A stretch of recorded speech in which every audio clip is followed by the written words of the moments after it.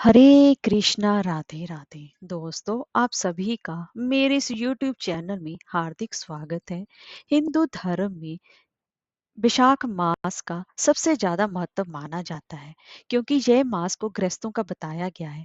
विशाख मास में अक्षय तृतीया का दिन एक ऐसा दिन है कि इस दिन हमें कोई भी शुभ कर्म करने के लिए कोई भी हमें मुहूर्त देखने की आवश्यकता नहीं होती।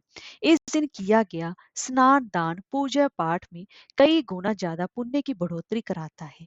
इस दिन छोटा से छोटा किया गया कोई शुभ कार्य भी हजार गुना ज्यादा फल की प्राप्ति कराता है। इसीलिए इस तिथि का सबसे ज्यादा महत्व माना जाता है।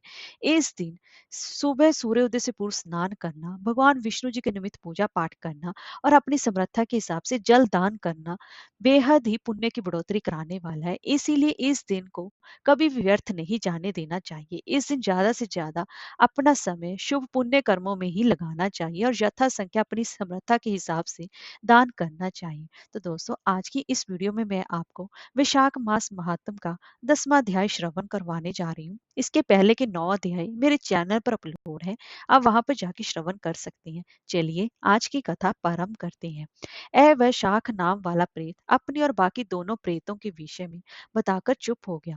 कुछ देर चुप रहने के बाद वह पुनः बोला कि हे विपर, हम तीनों के प्रेत योनि में पड़ने का जो कारण है वह सब मैंने तुम्हें बता दिया। अब हम लोगों का पाप से उद्धार करो, क्योंकि तुम विद्वान हो। हे साधु पुरुष, सुनो। पुण्य आत्मा साधु पुरुष तीर्थों से भी बढ़कर हैं। वे शरण में आए हुए महान पापियों को भी नरक से तार देते हैं। एक मनुष्य जो सदा गंगा आदि संपूर्ण तीर्थों में स्नान करता है तथा एक अन्य मनुष्य जो केवल साधु पुरुषों का ही संग करता है, उनमें साधु संग करने वाला पुरुष ही श्रेष्ठ है। अंतः तुम स्वयं हमारा उद्धार करो, या मेरा एक पुत्र है जो धन शर्मा नाम से विख्यात है। हे साधु पुरुष, तुम उसी के पास जाकर ये सब बातें कहो। हमारे लिए इतना परिश्रम करो। याद रखो, जो दूसरों की मदद के लिए परिश्रम करता है उसे उसका फल जरूर मिलता है। वह यज्ञ दान और शुभ कर्मों से भी अधिक फल का भागी होता है। यमराज कहते हैं, हे ब्राह्मण, उस प्रेत का वचन सुनकर धन शर्मा को बड़ा ही दुख हुआ। उसने ये जान लिया कि ये ही मेरे पिताजी हैं जो कि नरक में पड़े हुए हैं। तब वह स्वयं अपनी निंदा करता हुआ बोला, पिताजी, मैं ही गौतम का यानी आपका पुत्र धन शर्मा हूँ। मैं आपके किसी काम ना आया तो मेरा ये जन्म व्यर्थ है। जो पुत्र आलस्य छोड़कर अपने पिता का उद्धार नहीं करता वे अपने को पवित्र नहीं कर पाता। जो संतान इस लोक और परलोक में भी सुख का विस्तार कर सके वही संतान या तने माना गया है। इस लोक में धर्म की दृष्टि से पुरुष के दो ही गुरु हैं, पिता और माता। इनमें भी पिता ही श्रेष्ठ है, क्योंकि सर्वत्र बीज की ही प्रधानता देखी जाती है। पिताजी, क्या करूं, कहाँ जाऊं, कैसे आपकी गति होगी? मैं धर्म का तत्व नहीं जानता, केवल आपकी आज्ञा का पालन करूंगा। वह अविशाख नाम का प्रेत बोला, बेटा घर जाओ और यमुना में विधि पूर्वक स्नान करो।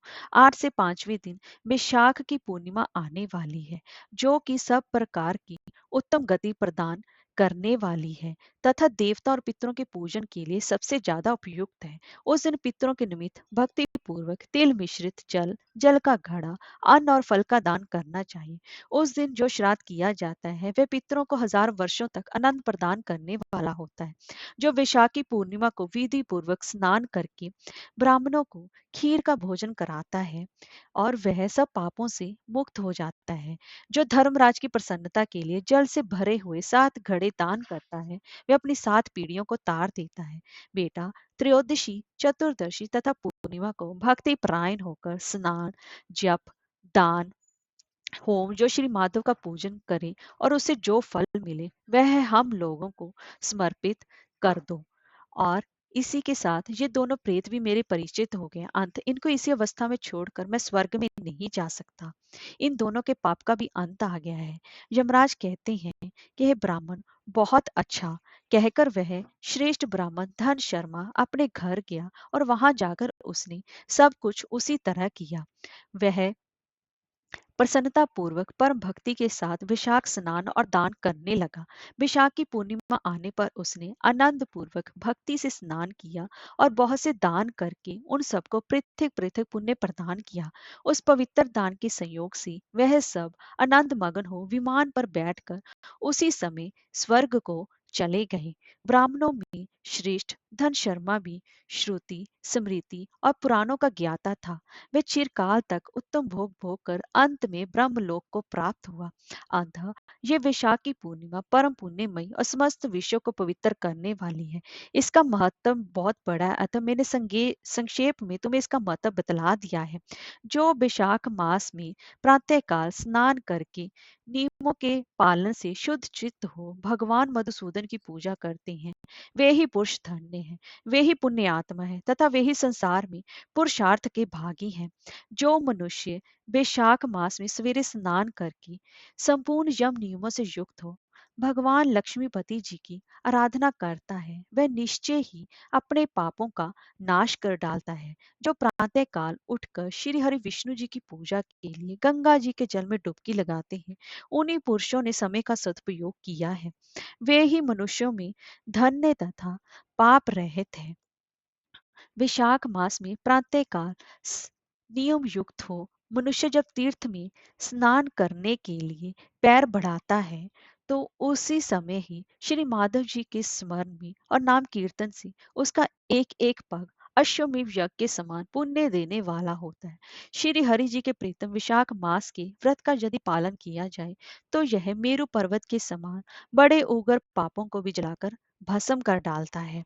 हे विप्रवर, तुम पर अनुग्रह होने के कारण मैंने ये प्रसंग संक्षेप में मैंने तुमसे जो कहा है, जो मेरे कहे हुए इस इतिहास को भक्ति पूर्वक सुनेगा वह भी सभी पापों से मुक्त हो जाएगा तथा उसे मेरे लोक यमलोक में नहीं आना पड़ेगा। विशाख मास के व्रत का विधि पूर्वक पालन करने से अनेकों बार के किए हुए ब्रह्म हत्यादि पाप भी नष्ट हो जाते हैं।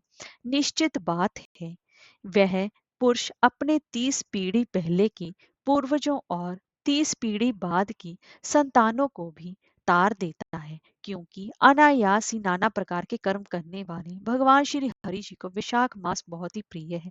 अथवा वह सब मासों में श्रेष्ठ है। इसीलिए सभी को इस वैशाख मास महात्म में सुबह सूर्योदय से पूर्व उठकर स्नान करना चाहिए और इन नियमों का पालन करके अपने कर्मों को सुकर्मों में बदलना चाहिए, ताकि कोई भी पाप आपको छू ना सके और आपके भगवान विष्णु पर प्रीति बनी रहे। हरे कृष्णा, राधे राधे।